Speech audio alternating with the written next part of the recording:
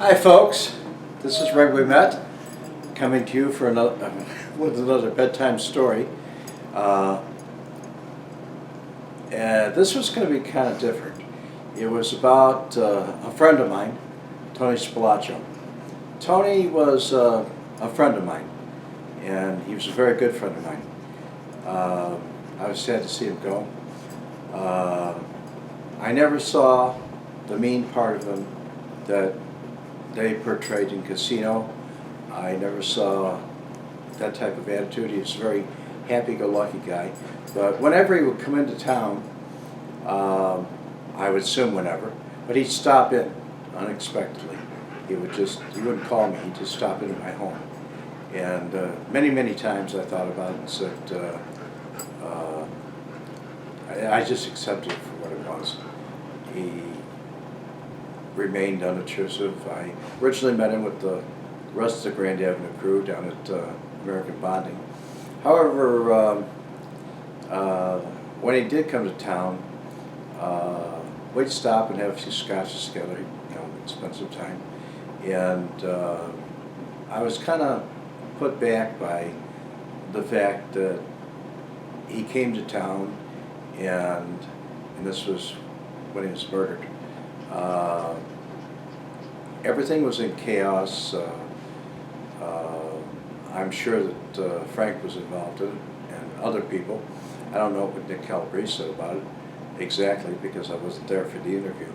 But Tony was a very close friend of mine, and we talked about a lot of different things together. Usually it wasn't about business or anything like that. He'd say, "How you doing?" I'd say, "Fine." And I'd ask how he was doing. He'd say, "Fine." We never went into any details. But one thing that I can tell you is Tony knew that I was an F.B.I. mole a long time before he passed away, and he never gave me up. He just never gave me up to anybody.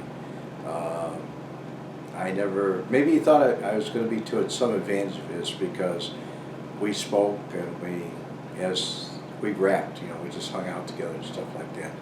But when he died, I took it very hard. I kind of expected that something was wrong after they couldn't find him. I wanted to go to the funeral, and I was told by other people from the Grand Avenue crew not to go to the funeral. Nobody would show up. And I was very impressed when Bob Conrad showed up.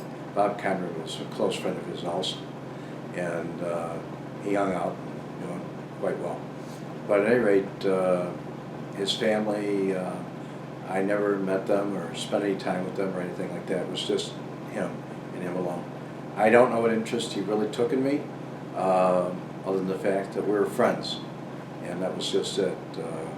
I was the kid and he was the older guy. So anyway, like I said, this is Wemette coming to you again with a bedtime story. And I've written a lot of things in a book called Nobody Cares What I Did About It. You can find it at www.redwemette.com.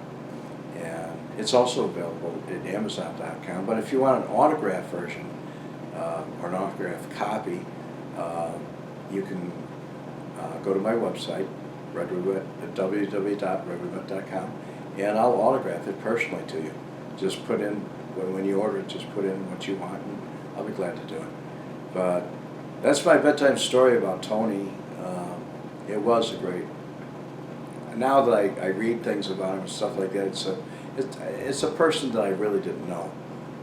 We laughed a lot and joked a lot, and it was that kind of relationship. Different than, I don't know, that you would see in motion pictures, etc.